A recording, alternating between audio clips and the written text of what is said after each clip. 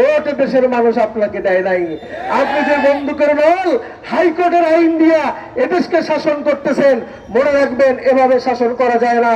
ফেরাউন করেছে, নমরুদ করেছে, তারাও টিকতে পারে নাই। দেখেন দুনিয়ার মধ্যে কোনো ফেরাউন দেখা যায় না। সেই বিশ্ববিদ্যালয় কোরআন পড়া যাবে না, ইফতার মাহফিল করা যাবে না, কোথায় পেয়েছেন সমস্ত কথাবার্তা? এই চেয়ারকে যেভাবে আপনি অপদস্থ করছেন, এদেশের মানুষ তা বরদাস্ত করবে না। বঙ্গবন্ধু শেখ মুজিবুর রহমানকে আমরা শ্রদ্ধা করি, এজন্য শ্রদ্ধা করি সে দেশের জন্য কাজ করেছিলেন মহান স্বাধীনতা যুদ্ধের আগে বা এই যুদ্ধের জন্য, দেশ স্বাধীনের জন্য তার যে তৎপরতা, এজন্য আমরা তাকে শ্রদ্ধা করি।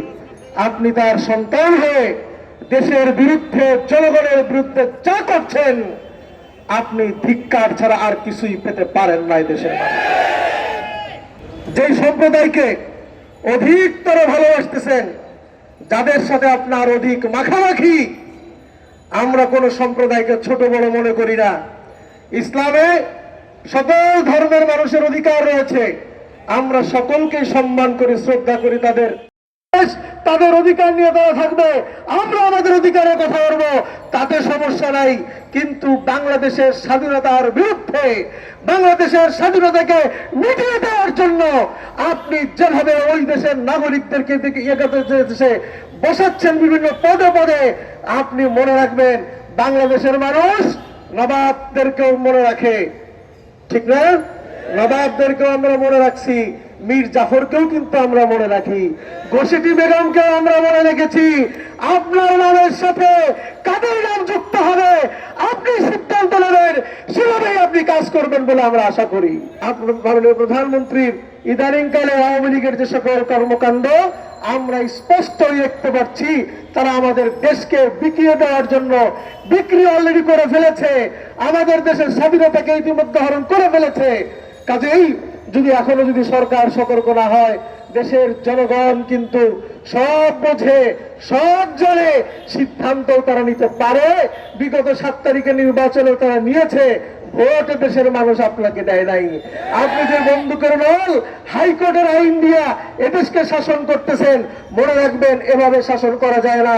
ফেরাউন করেছে, নমরুদ করেছে, তারাও টিকতে পারে নাই। দেখেন দুনিয়ার মধ্যে কোনো ফেরাউন দেখা যায় না। আপনি যদি সেই ফেরাউনের আচরণ শুরু করেন, আপনাকেও মানুষ ফেরাউনের তালিকায় অন্তর্ভুক্ত করবে, আপনার পরিণতিও ফেরাউনের পরিণত হবে ইনশাআল্লাহ। কাজেই ইসলাম বিরোধী সকল কাজ করছেন। বাংলাদেশের শিক্ষা প্রতিষ্ঠানে ঈশের সময়, পূজার সময় পূজা করার জন্য ছাত্রদেরকে উৎসাহিত করেন, আর যেই বিশ্ববিদ্যালয় মুসলমানদের বাবর সলিমুল্লাহ দিয়ে গেল, সেই বিশ্ববিদ্যালয় কোরআন পড়া যাবে না, ইফতার মাহফিল করা যাবে না, কোথায় পেয়েছেন সমস্ত কথাবার্তা? আমরা ধিক্কার জানাই, ধিক্কার জানাই। আমরা ঘৃণা ভরে দেশের মানুষ প্রত্যাখ্যান করেছে। আপনি বন্দুকের নল আর হাইকোর্টের আইন আপনি একটু সরাই এলেন না, দেখবেন দেশের মানুষ আওয়ামী লীগ যারা করে এদেশকে বাংলাদেশে কয় মিনিট থাকতে পারে। খালি 2টা জায়গায় খালি একটু সেপারেট করে দেন, দেশের মানুষ যারা আওয়ামী লীগ দেখবেন, আওয়ামী লীগেররাও কোর্ট খুলে পালাইতে বাধ্য হবে, বলবে না আমরা আওয়ামী লীগ করি। কিন্তু আজকে কি হয়ে গেল আওয়ামী লীগের, যে তারা আজকে ইফতার মাহফিল সহ্য করতে পারতেছে না, বুঝে আসছে আওয়ামী লীগের এটাই হলো আসল রূপ, ঠিক না? ও ভাইরা আমার, আপনাদের রূপ যদি এটা হয়, বাংলার জনগণ এর সমুচিত জবাব দেবেই দেবে ইনশাআল্লাহ। আগামী দিনে এর জবাব নেওয়ার জন্য প্রস্তুত থাকুন। মাহে রমজানে ইফতার মাহফিলে রোজাদারদের উপর হামলা করবেন, বাংলাদেশের মানুষ তা কখনো মেনে নেবে না।